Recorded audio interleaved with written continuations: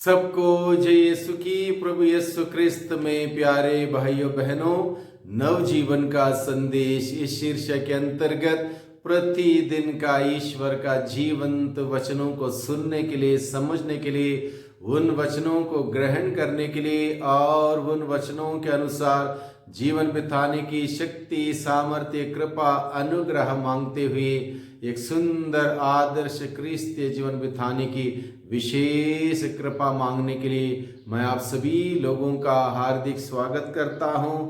आज मार्च की 13 तारीख है, बृहस्पतिवार का दिन है और आज के दिन में प्रभु अपने वचन के द्वारा हम सबों को प्रार्थना करने के लिए और प्रार्थना के द्वारा ईश्वर हम सबों की प्रार्थना कैसे सुनता है, कैसे उत्तर देता है, इस बात का आश्वासन देता है। इसलिए प्रभु अपने वचनों के द्वारा हम सबों को प्रोत्साहित करता है कि प्रार्थना का जीवन हम सभी इस 40 की अवधि में बुलंद करें, मजबूत करें और ये 40 का यह काल, यह समय हम सबों के लिए आध्यात्मिक तरक्की करने के लिए दिया है, आध्यात्मिक विकास करने के लिए दिया है। इसलिए प्रार्थना के साथ, त्याग तपस्या के साथ, परहेज करते हुए हम सभी सतत प्रयास करें, मेहनत करें, परिश्रम करें, हमारा आध्यात्मिक जीवन बुलंद करें।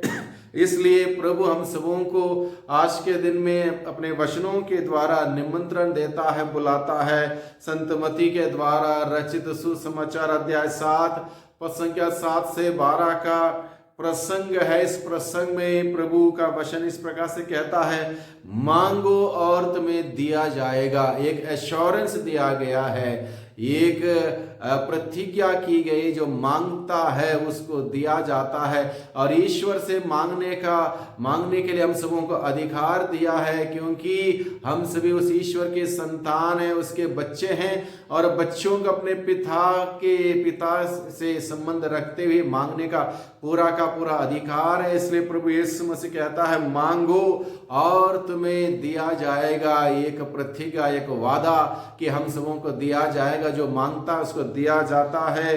ढूंढो और तुम्हें मिल जाएगा। हमें ढूंढने की जरूरत है, हमें ढूंढने की जरूरत है निरंतर। जो ढूंढता है उसको मिल जाएगा और जो खटखटाता है उसके लिए द्वार खोला जाएगा। प्रभु हम सबों को आश्वासन देता है, निरंतर हमें प्रभु के आशीषों का द्वार को खटखटाने की जरूरत है। हमारे जीवन के तमाम प्रकार की जरूरतों में हमें ईश्वर के आशीष भरे द्वार को खटखटाने की जरूरत है। विश्वास के द्वारा जो व्यक्ति प्रार्थना के द्वारा ईश्वर के आशीषों का दरवाजा खटखटाता है, ईश्वर उसके लिए द्वार खोलता है, क्योंकि ईश्वर दया से द्रवित होने वाला वो ईश्वर है। अनुकंपा से भरा हुआ वो ईश्वर है, वो दयावान है, वह सहनशील है, वह अत्यंत प्रेममय है। इसलिए हम सभी बच्चों की प्रार्थना वो सुनेगा और हमें उत्तर देगा। इसलिए आज के सुसमाचार के द्वारा हमें बताया गया है, मांगो उस ईश्वर से जो देने में देर नहीं करता, जिसको देने में तकलीफ नहीं होती, बड़े आनंद के साथ, खुशी के साथ, भरपूर मात्रा में हम सबों को देना चाहता है। उससे हम मांगे और उसके पास जाएं, ढूंढें और द्वार खटखटाएं विश्वास के साथ, और हम सबों के लिए आशीष का द्वार खोला जाएगा। क्योंकि प्रभु फिर एक बार जोर देते हुए कहता है, जो मांगता है उसी को दिया जाता, जो नहीं मांगता उसको कैसे दिया जाएगा। इसलिए यह हमारा काम है, कर्तव्य है, जिम्मेदारी है, जरूरत है कि हम ईश्वर के पास जाके मांगे। बहुत बार हम लोग क्या करते हैं, लोगों के पास जाके मांगते हैं, अपने दिन प्रतिदिन की जरूरतों में उसके पास, इसके पास, उसके पास, इधर उधर भटकते हैं, जाते हैं और हम मांगते हैं। जरूरी नहीं है, हम सबसे पहले ईश्वर से मांगे, जिसने हम सबों को बनाया है, जिसने हमें रचा है, उससे मांगे, उस ईश्वर से मांगे। वो ईश्वर हमें देता है। एक बार एक व्यक्ति जिसके पास नौकरी नहीं थी, अपना परिवार था, परिवार को आगे बढ़ाने के लिए, परिवार की परवरिश करने के लिए उसके पास रोजी रोटी की आमदनी कुछ नहीं था। इसलिए वो लोगों के पास जाता है, इधर उधर भटकता है। एक बार एक एक दुकान वाले के पास जाके उसने कहा मुझे नौकरी दे दो।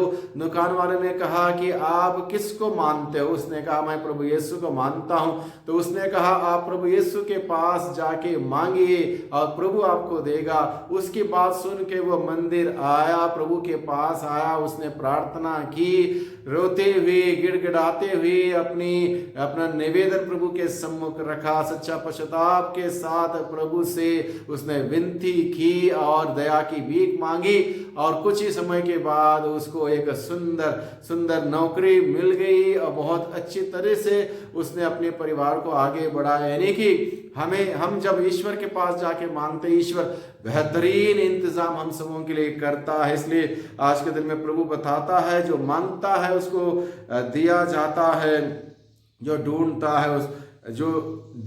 है उसको मिल जाता है और जो खटखटाता है उसके लिए दरवाजा खोला जाता है। यदि तुम्हारा पुत्र तुमसे रोटी मांगे तुम में ऐसा कौन होगा जो उसको रोटी के बदले और कुछ दे नहीं? बुरे होने पर भी यदि माता पिता अपने बच्चों को सहज ही अच्छी से अच्छी चीजें देते हो, कितना ही गरीब क्यों ना हो, परेशान क्यों ना हो, बच्चों की परवरिश के लिए माँ बाप क्या कुछ नहीं करते। अगर एक इंसान इस प्रकार से कार्य व्यवहार कर सकता है तो एक ईश्वर जो हम सबों को बनाने वाला क्या हम सबों को नहीं देगा जब मांगने पर? ये बात हम सबों के सामने आज के दिन में रखी गई है। बुरे होने पर भी यदि तुम लोग अपने बच्चों को सहज अच्छी चीजें देते हो तो तुम्हारा स्वर्गीय पिता मांगने वालों को अच्छी चीजें क्यों नहीं देगा? इसलिए हम स्वर्गीय पिता से मांगे हैं, पवित्र आत्मा को मांगे हैं। सबसे बेहतरीन वरदान पवित्र आत्मा स्वर्गीय पिता के द्वारा हम सबों को दिया जाने वाला, उसके लिए मांगे। जब आत्मा आएगा, आत्मा संचालित करेगा, अगुवाई करेगा,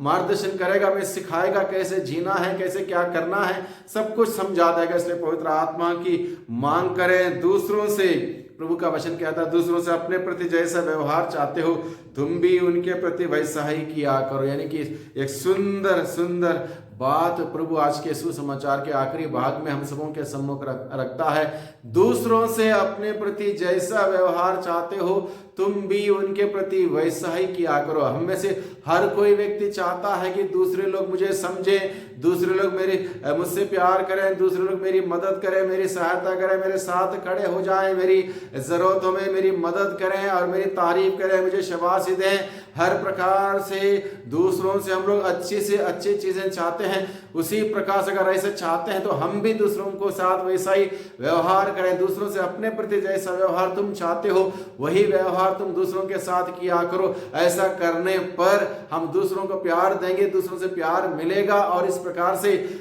से जीवन जीना बहुत ही आनंददायक होगा, बहुत ही खुशियों से भरा हुआ होगा। इस प्रकार का जीवन बिताने के लिए प्रभु आज के वचनों के द्वारा हम सबों को बुलाता है। भाइयों बहनों, इस प्रभु के विशेष संदेश के अनुरूप जीवन बिताने का प्रयास करें और प्रभु के आशीष बटोरते रहें, प्रभु में आनंद मनाएं, प्रभु की महिमा देखें, प्रभु की महिमा करें। सबको धन्यवाद। सब